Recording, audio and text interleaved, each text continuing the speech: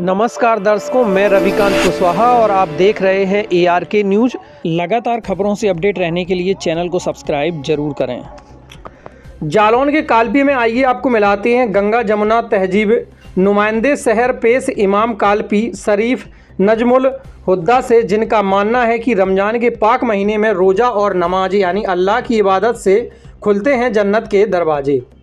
आइए आपको सुनाते हैं उन्होंने क्या कहा। शरीफ के नाम से जाना जाता है, ऐसे शहर के पेश इमाम हैं आप। कालपी के बारे में आपकी क्या राय है?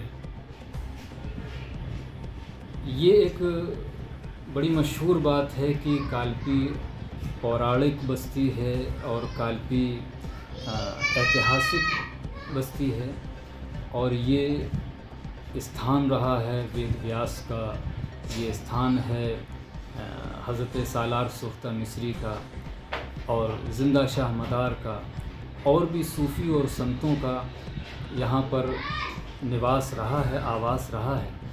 तो ये धरती जो है हमेशा से प्रेम की, भाईचारे की, एक दूसरे के दुख और दर्द को समझने वाले लोगों से भरी पड़ी है और उनमें बहुत से हमारे पत्रकार बंधु भी हैं, हमारे सैनी जी हैं, सलीम पत्रकार हैं।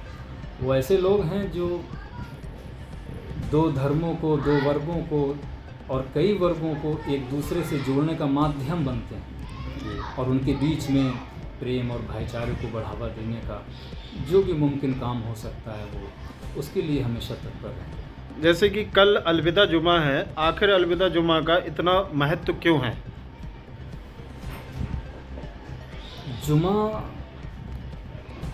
अलविदा है चूँकि अपने आप में उसकी कोई विशेष मान्यता नहीं है, लेकिन इतना ज़रूर है चूँकि रमज़ान है, मुबारक महीना है, ईश्वर की दया का, ईश्वर की कृपा का, और ईश्वर के बंदे उसके लिए फास्टिंग करते हैं, भूखे रहते हैं।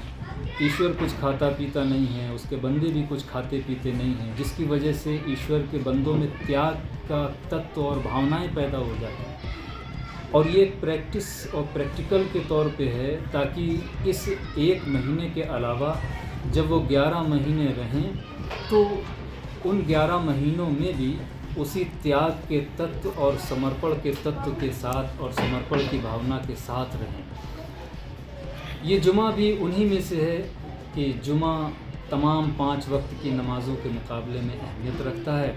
अब चूँकि ये रुखसत हो रहा है महीना, तो उसकी ईश्वर की जो दया है, कृपा है, इंसान को ये महसूस होता है कि अब ये हमसे चली जाएंगी, छूट जाएंगी। बस इसी को चलते आदमी अलविदा जुमे में भीड़ बढ़ा देता है, उसके सामने ज़्यादा सर झुकाता है और उससे दुआ करता है परवरदिगार कि हमें त्याग वाला बनाने के साथ साथ अपनी कृपा और अपनी दया हम पर बनाए रखे। काजी जी, जैसे एक सच्चे मुसलमान को किन किन बातों का पालन करना चाहिए? एक सच्चे मुसलमान के लिए ज़रूरी है कि वो हायर एजुकेशन हासिल करे। एक सच्चे मुसलमान के लिए ये है कि वो उसका पड़ोसी चाहे हिंदू हो, हमारे साथ ही अंशु गुप्ता की देखें जनपद बांदा से ये खास रिपोर्ट। उसको हक नहीं पहुंचता कि वो किसी को दुख दे और कष्ट दे।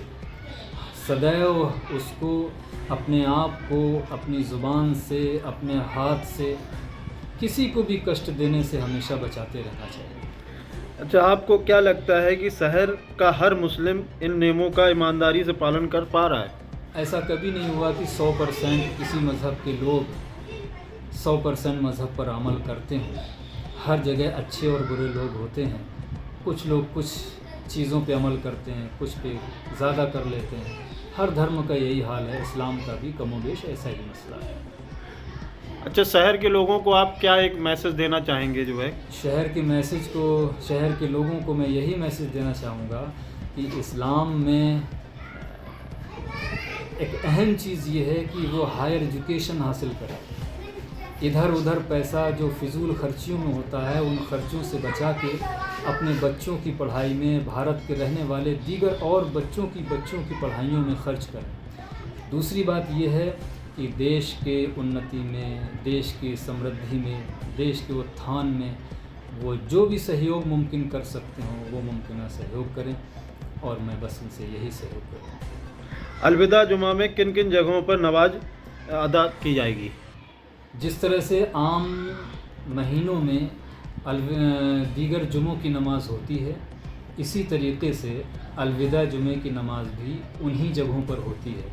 अलग से कहीं भी किसी मस्जिद में अलविदा जुमे की नमाज़ का कोई भी इंतज़ाम नहीं किया जाता है, और जो टाइमिंग जुमों की होती है उसी टाइम पर ही अलविदा की नमाज़ हो जाया करती है। काजी जी बहुत बहुत शुक्रिया आपका। जी शुक्रिया आपका।